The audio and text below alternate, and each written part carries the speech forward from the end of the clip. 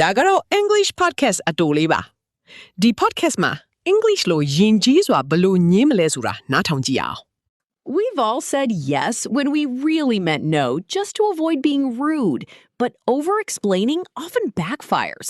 Here are 3 phrases to protect your time. For social invites, I'd love to see you, but I'm actually at capacity right now. Let's check in later.